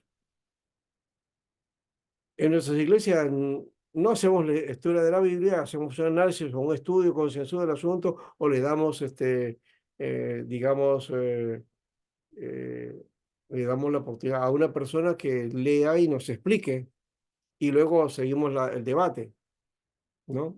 No es ese el modelo que estamos en la iglesia. En la iglesia nos reunimos, cantamos, luego del canto y otras cosas más que hacemos, nos sentamos ya y viene el pastor o el encargado o quien esté liderando y predica, o el pastor de turno va y predica, ¿no? Ya. Y nosotros escuchamos, pero en ningún momento hay participación de los miembros. La única participación es haciendo amén, ¿no? Afirmando lo que se está diciendo, pero no hay cuestionamiento, no hay preguntas, no hay debate, no hay discusión. Eso es lo que había en la sinagoga, ¿ya? Entonces es otra naturaleza. Por lo tanto, cuando dice en hebreo no dejar de congregarse, está hablando del sentido de estas reuniones, justamente, ¿ya? No está, no es un mandato que deben estar congregándose porque les vaya a ir mal o que se van a apartar o que eso lo va a provocar salirse del camino. Esa es la tendencia que nosotros usamos o las excusas que hacemos para decirle a los hermanos, por favor, hermanos, no falten. Los motivos pueden ser muchos, ¿no? ¿Ya? Hay que enseñarles en todo caso a los creyentes que son iglesia del Señor, ¿ya? Y que es necesaria las reuniones, sí, son necesarias, tenemos que estar ahí, pero si hay alguno que tenga dificultades, pues eh, o que el Señor le arregle la situación o que simplemente se adecue un poco más al asunto y va a tener que faltar en unas ocasiones, ¿no? Pero eso no desliga. Hay otro, aquí viene otro elemento, ¿no? Esto sí es una situación ya que yo planteo y que de repente me pueden cuestionar. Nosotros hemos hecho nuestro cristianismo en función a la iglesia, templo local, el local. Está ligado a eso, al local. Identificación en el local, reunión en el local, activarse en el local. Así vivimos en nuestro cristianismo. Pero el cristianismo que Jesús predicó no estaba ligado a un local, ni siquiera estaba ligado al templo, porque el judío ya sabía que el templo era su lugar. No necesitaba Jesús hablar acerca de eso. Entonces, si nuestro cristianismo está centrado en la localidad, en la iglesia, ¿es malo? Bueno, no es malo, pero cuidado, porque eso nos puede abocar a ser dependientes de una institución y olvidar el sentido de iglesia en el Señor y nuestro conocimiento y nuestra madurez. Nuestro cristianismo debe estar ligado y centrado en Cristo, no en la iglesia, sino en Cristo. Como consecuencia de estar consagrado y dedicado a Cristo, entonces viene también el aspecto de la iglesia, pero no es el objetivo. El problema es que nosotros lo hemos convertido en objetivo. La iglesia, ya, entonces en que venga la gente para que la iglesia se llene, se convierta la gente y para que se congregue acá, ¿no? Pero el sentido no es ese. Hasta y he escuchado a un pastor que le decía a su congregación, dice, el propósito de Dios es que estén sentados en esta banca, decía. O sea, lo que estaba diciendo, que el propósito de Dios es que estén en la iglesia el día domingo y reunidos en el culto. ¿Y cómo? Isaías no dice ahí, estoy harto de estos cultos, yo no los puedo soportar, porque está hablando Dios de los pecados que tenía el pueblo, pero que claro, ellos iban al templo, ¿no? A los servicios, a la adoración, a las fiestas solemnes, ¿no? Y qué bonito esa fiesta solemne, ¿no? Muy maravillosa, pero Dios las despreciaba, dice, porque no estaba el corazón dispuesto de ellos para cambiar. Entonces, ¿qué sentido tiene reunirnos si nosotros, nuestra actitud, nuestro corazón no cambian? ¿No? Eso creo que eso lo estoy diciendo a modo de una crítica sana, ¿no?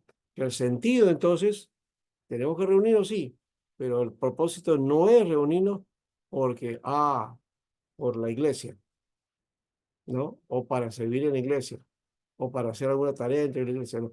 No, porque sirvo al Señor, porque mi objetivo es crecer en el Señor, porque quiero agradar a mi Señor y porque me reúno con mis hermanos para bendecirlos y darle a conocer lo que Dios está haciendo, ¿no? En mi vida. Ese debe ser el propósito, ¿ya? Y así edificarnos mutuamente unos a otros, ¿ya? Y claro, escuchamos la palabra de Dios también, sí, pero cuidado, porque también a veces solamente dependemos de la predicación del domingo, donde está la palabra, y después, ¿qué de los demás días? Entonces, si no me predica un pastor, entonces no estoy en la palabra. Tenemos que tener cuidado, o sea, tenemos que hacer un estudio concienzudo de la palabra también, ¿no? Bueno, son temitas interesantes, en realidad, ¿no? No quiero salirme más del camino, pero por ahí estamos ya. Eh, espero que se haya entendido lo que he tratado de explicar, ¿verdad? ¿Ha entendido? O si alguno no lo ha entendido bien, que lo diga, a ver.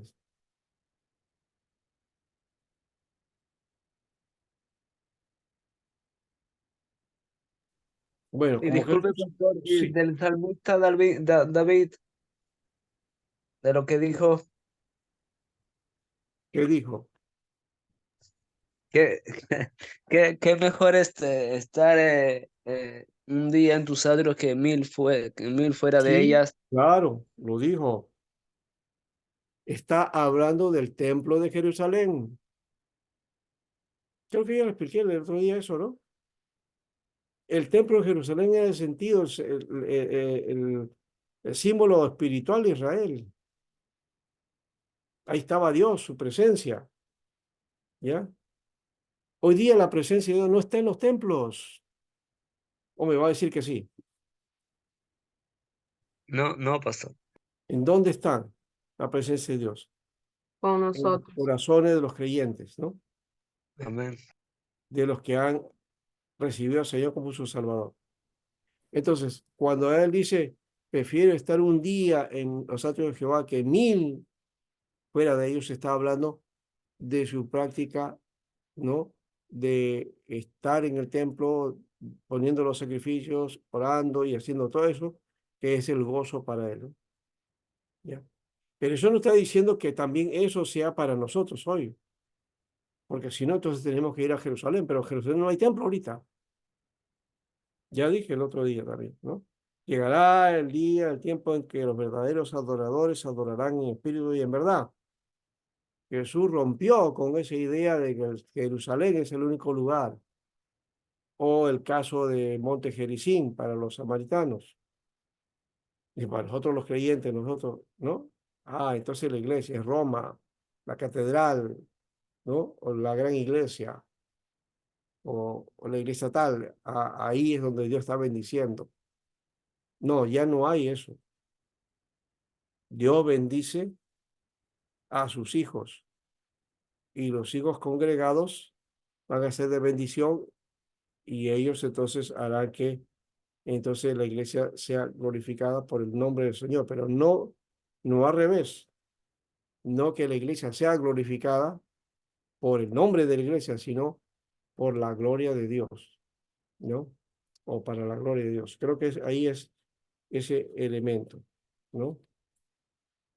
Muy bien. Cristo como sacerdote, para ir terminando. Un sacerdote es una persona consagrada que representa al hombre ante Dios y efectúa los sacrificios que aseguran el favor de Dios.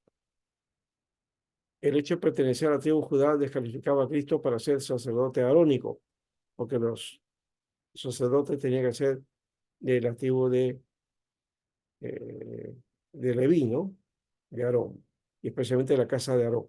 Por lo tanto, Dios hizo los arreglos para otro orden de sacerdote antes de su venida, el orden de Melquisedec. Pero esto del orden de Melquisedec es ya un misterio, ¿no? Eso el misterio lo presenta Hebreos. Hebreos trata de explicar ese aspecto, ¿ya? Pero es que no hay otro orden de sacerdote. Los sacerdotes real, el orden sacerdotal estaba en, en los levitas, ¿no? Aquí hay otro detalle que estamos olvidando. Recuerden que María tenía a su prima Elizabeth, ¿no es cierto? La que estaba encinta de, de Juan el Bautista, ¿no? Porque era la madre de Juan el Bautista. Pero ella estaba casada con un sumo sacerdote que ministró inclusive ese año, ¿no? Antes de que viniera Juan el Bautista. Y como sumo sacerdote, implica que era de familia real, o sea, de familia sacerdotal, ni en esa ligazón. Entonces parece que el caso de María y Elizabeth hay una relación también desde la perspectiva de que entre ellos estaba también el sacerdocio, ¿no? Eso no se ha estudiado, básicamente, porque algunos no lo han estudiado, pero mm, por lo menos no es que yo lo haya analizado solo, sino que lo hemos debatido mucho sobre este aspecto, ¿ya?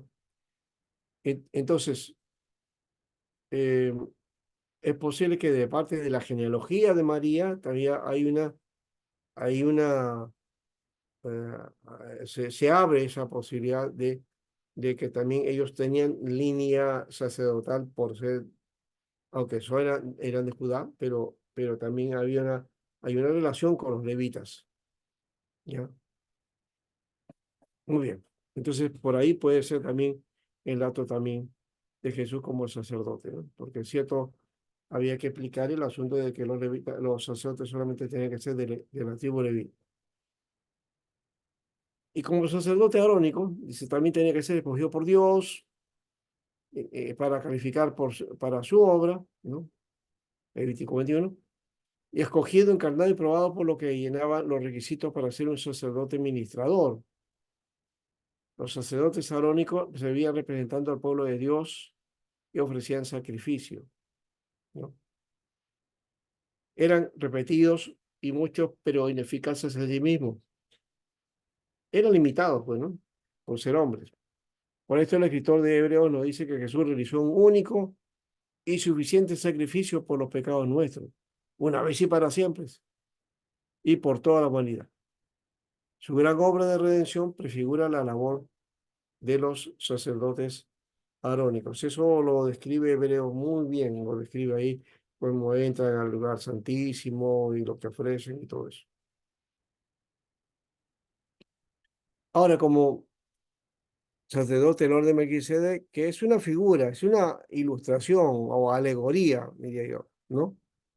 Que es una alegoría que manifiesta tipo y antitipo, es decir, el tipo de Jesús es Melquisedec y Jesús sería el antitipo, ¿no? Bajo ese criterio de las alegorías. Entonces, aquí las características de este sacerdote lo asemejan a Cristo. Hechos semejantes, en Hechos 7:3. No es un adjetivo que pudiera indicar que Melquisedec era como Cristo en su ser, que implicaría una teofanía. Ya.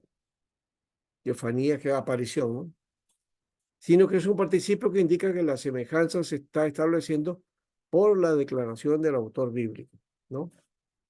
Entonces, creo que ahí está ese aspecto.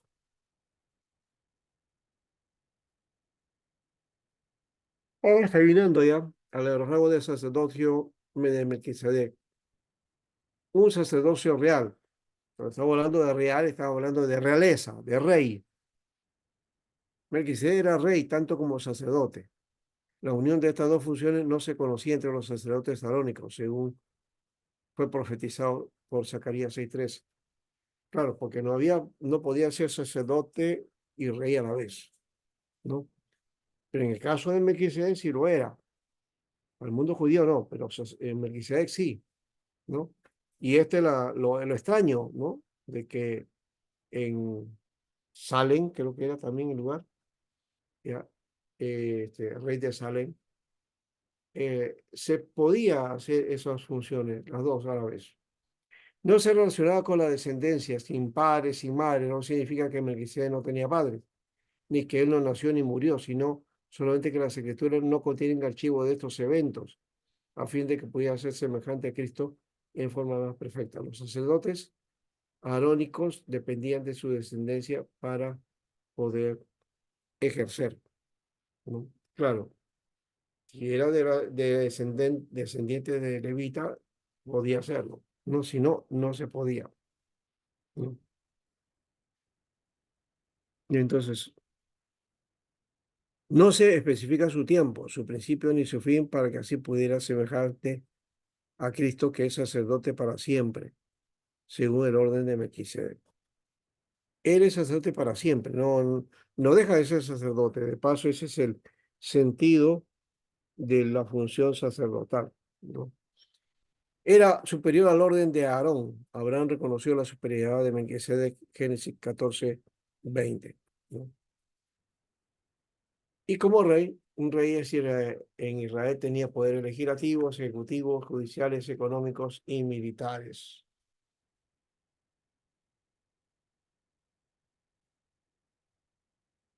El concepto de Cristo como rey puede contemplarse alrededor de 5 palabras. Es el prometido, el predicho, el propuesto, rechazado y realizado. El pacto misericordioso de Dios con David prometía que el derecho de reinar siempre permanecería en la dinastía de David. Isaías profetizó que un niño que iba a nacer establecería y reinaría sobre el trono de David. Isaías 9:7. Gabriel anunció a María que su hijo iba a tener el trono de David y reinaría sobre la casa de Jacob. Lucas 1:32-33. A través de su ministerio terrenal, el reinado davídico de Jesús fue propuesta a Israel, ¿no? Fue rechazado por los fariseos, los escribas, el pueblo, Herodes, ¿no? Y todos los gentiles, ¿no? Todos lo rechazaron en la cruz. Juan 1:11, Hechos 4:27. Hasta Pilato, quien estaba en la historia, ¿no? Aunque por ahí tuvo un momento de lucidez, pero bueno, lo dejó pasar. Él es el rey, aunque no gobierna como rey. Bueno, ese aspecto de que no gobierna, en realidad sí. Colosenses dice que todas las cosas se mueven por él y nada de lo que... Y en Juan también dice, nada de lo que ha sido hecho fue hecho, si no es por él, y a voluntad de Dios se maneja todo. En Colosenses no menciona eso. De paso, el que le toque hablar de exposición sobre la cristología cósmica, tiene que tocar a Colosenses, ¿no? Colosenses.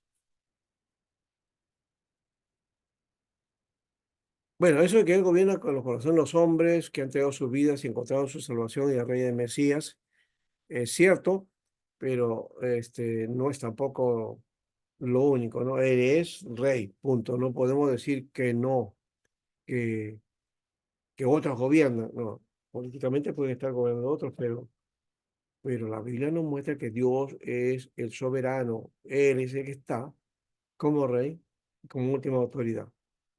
Y por eso en el propósito de Dios se cumple su voluntad. Ahí nada, no hay otra forma, ¿no? Muy bien. El reino davídico está por realizarse, Mateo 25:31 y Apocalipsis 19:15 y 20. Entonces el sacerdote se sentará en su trono, trayendo a esta tierra al tan esperado gobierno de Dios a todas las naciones de forma total.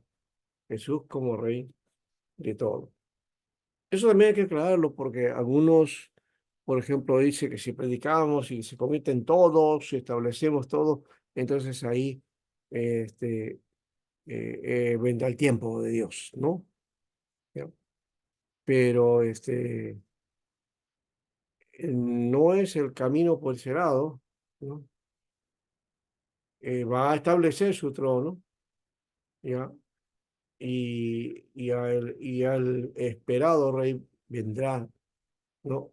Y será visto a todas las naciones, ¿no? Ese es lo que se resume ahí. Muy bien. Jesús el Mesías, el gran rey, ocupará su trono, aunque después de su ascensión fue coronado y llevado al trono con el Padre. Apocalipsis 21. ¿Ya? Él siempre fue rey. Está sentado a la diestra del Padre en lugares celestiales. Efesios 1:20. El Padre sometió a todas las cosas a los pies de Cristo y lo dio por cabeza a la iglesia. Jesús no es solo jefe de la iglesia, sino Señor del mundo y de todos los hombres. La tierra es suya y todo lo que hay en hay, Él es el dueño de todas las riquezas, ¿no? Y es cabeza de la iglesia. Pablo es el que utiliza el concepto de iglesia, de eclesía, y nos va a describir. En realidad, Pablo es el que desarrolla la idea de iglesia, ¿no? Y algunos, por eso ya malosos, dicen que Pablo lo que hizo es este, salirse del propósito o del mensaje de Jesús y formó la iglesia, ¿no? Entonces la iglesia es producto de la tarea de Pablo y de los seguidores o los que se desarrollaron por esa línea. Entonces, bueno, eso es lo que plantean algunos, ¿no? Hoy las naciones siguen sus propios caminos y conocer su autoridad hasta este momento no es reconocido, pero él retornará, Apocalipsis 11:15 y 12:10 y 19:16, para recompensar a su siervo y afirmar su soberanía en ellos y castigar a los que no le han recibido como rey. Él reinará por los siglos de los siglos, Rey de reyes, Señor de señores. Tronos, reinos, poderes y potestades reconocerán su dominio, señorío y reinado para siempre. Porque su reino será eterno y es eterno, ¿no? Y ahí apunta pues el asunto, reino es el sentido. Bueno, hasta ahí vamos a ir, ya la próxima semana vamos con la humillación de Cristo. A ver, ¿alguien más quiera participar?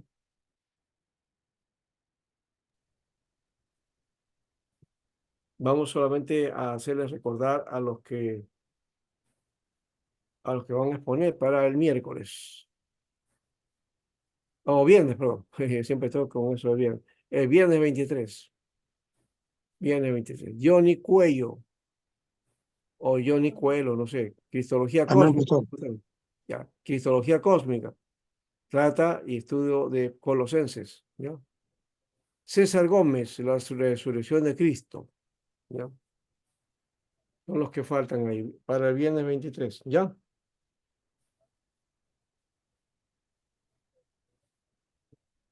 Y para el lunes 26, Lady Delgado, un Ministerio de Cristo.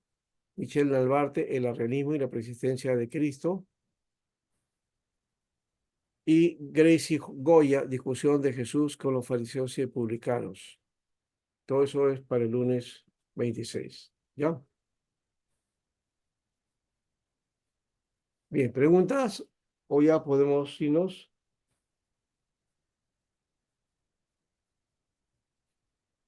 Bueno, llegaron a 13. En la lista son 16. Yo no estoy pasando la lista, no tengo la lista de registro de asistencia. Tengo la lista para las notas. Esas son las únicas que tengo. Bueno, hasta ahora está bien. Cada participante va teniendo su nota, ¿no? Pero no se olvide también de enviar su material y compartir también, ¿ya? Muy bien, si no hay más preguntas, entonces vamos a ir terminando. ¿Mm?